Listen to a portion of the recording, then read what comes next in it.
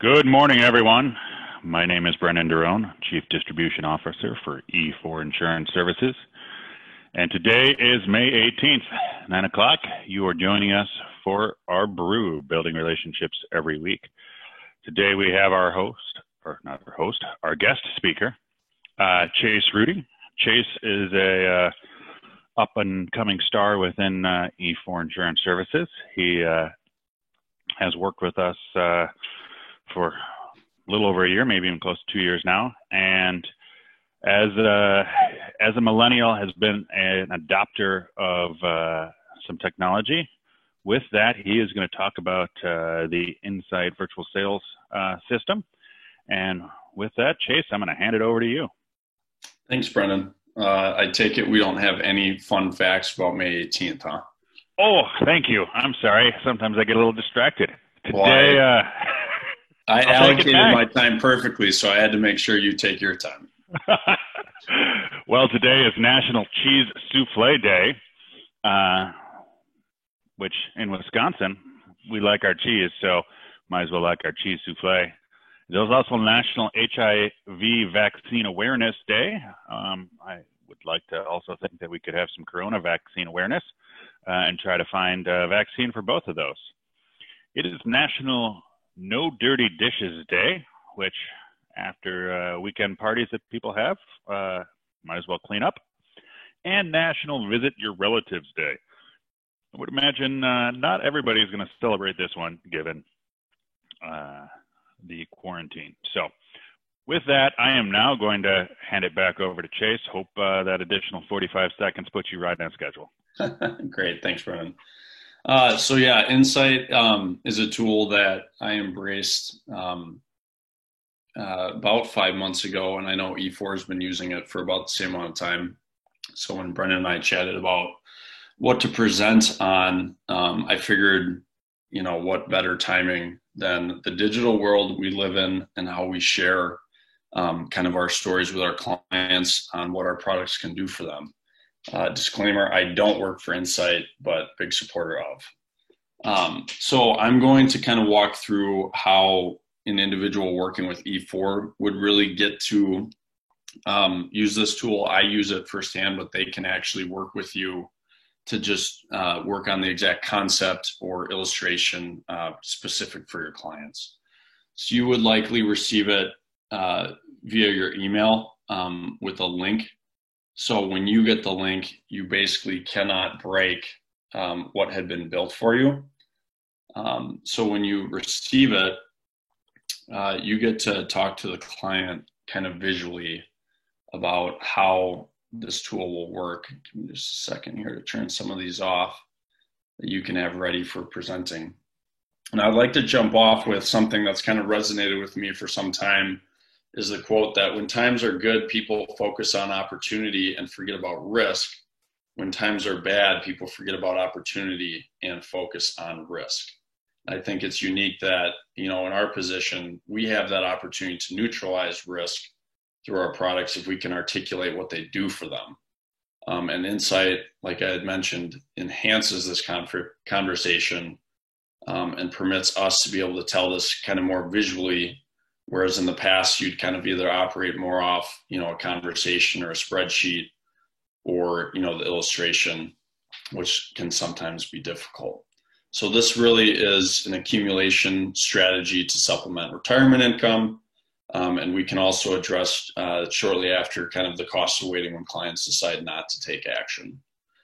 So this is a funding plan for a 40-year-old male making contributions over 10 years. So at age 40, and you can, again, design this however, the client needs to see it or whatever you had already qualified for what the client's intention is for it. We're showing funding it at $20,000 a year for 10 years. So after the 10 years, you've fully funded the plan, you've put in $200,000, and you don't have to make any more contributions. So at this point, you let it bake for 15 years. And at age 65, you determine with the client that you're looking to optimize this for income. So you turn on income, at age 65, and you show them that they can anticipate, drawing or taking a distribution of 40,000 out of this plan. So if you do a little math over the first 4 or 5 years after funding the plan at 200,000, you've fully recovered the contribution that you've made.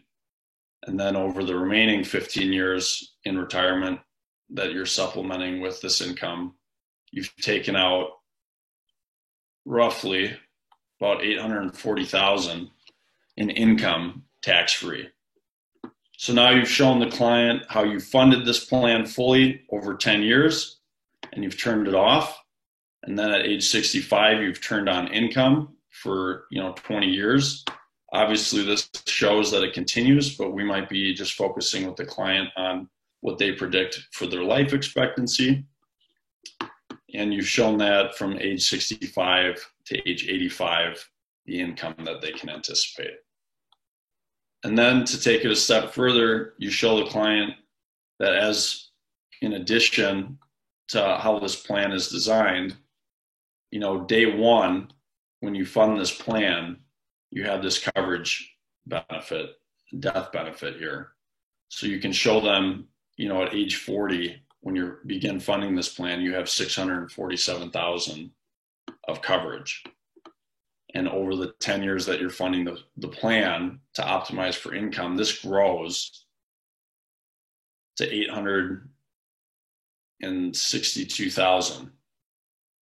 You can elaborate on why this takes, the decrease, but really focusing high level, you're just trying to show them that you're optimizing the plan for, again, the income here. But as this decreases and continues to grow back to age 65, the idea is obviously there's some things that you have to maintain for it to be a life insurance contract to be able to draw on this income tax-free. And I think just in case people are wondering why there is that decrease, we have switched from an increasing death benefit to a level death benefit after the funding premium, so we can squeeze every drop of blood out of that turnip to get as much income as possible. If there is a consistent death benefit need, we could do a level from the get-go, or keep it increasing. But in this case, we are focusing on income, so hence that change. Yep, absolutely. And not to plug Symetra, as I think you guys can see that is the one being shown here, but obviously Insight can demonstrate this for I think near 20 carriers now, maybe more, as they continue to partner. But Symetra is unique in that they have an actual optimal switch when you're designing accumulation focus with increasing death benefit. So I guess thanks for mentioning that, Brendan. I just try to focus on with clients too, you try not to delve too deep into the details, on that as to lose them, because, when you lose kind of the idea of what the design is for and what the intent is, they're trusting you as the expert to understand, what they're trying to accomplish with this plan. And then the last component is obviously the surrender value that we all know, explain to the client that this is, kind of their walkaway cash value in an account. So, they have flexibility in this plan. Should they choose at age 65, there's something that's changed in their life or something that they, need to do with this money, they would have this value to be able to, repurpose. But that's obviously where we come in to help guide them as to, the most efficient way to, turn their obviously contributions into an income stream for them throughout their lifetime. So as Brendan mentioned, and kind of closing up here before I turn it over to Steve, there's several ways, to design this for client needs. The important thing obviously is, qualifying and getting those questions and that discovery and that, those facts found, so that when you're presenting the information, you're really telling the story as to what you arrived at for a solution. And I think visually, there's not a better way, to show the client, than working off an illustration or a spreadsheet and doing so through those numbers. And at that point, I will turn it over to Steve to elaborate how, people can take advantage of working with E4.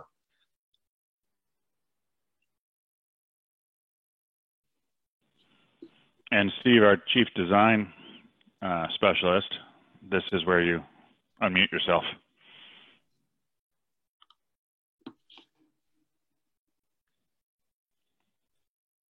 Maybe we don't hear him. Can you hear me now? We can hear you now. Too many buttons. Thanks for the presentation, Chase.